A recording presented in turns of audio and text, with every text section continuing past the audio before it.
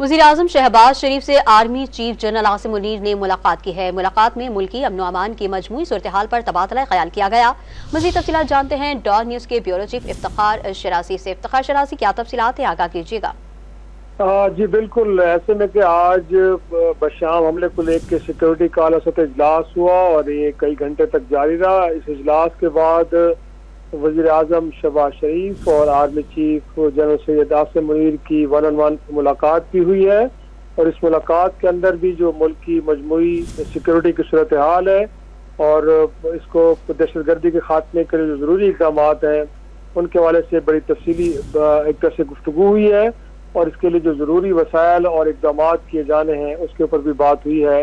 तो ये इजलास के बाद एक 1-on-1 मीटिंग हुई आर्मी चीफ और वज़ीर-ए-आज़म की, जिसमें जो सिक्योरिटी की सूरत हाल और मुल्क के अंदर जो दहशतगर्दी की नई लहर है उसको लेकर जो ज़रूरी इक़दाम हैं उनसे मुताल्लिक़ गुफ्तगू की गई है। जी इफ्तिखार शरासी हमें तफसीलात से आगाह कर रहे थे, आपका शुक्रिया।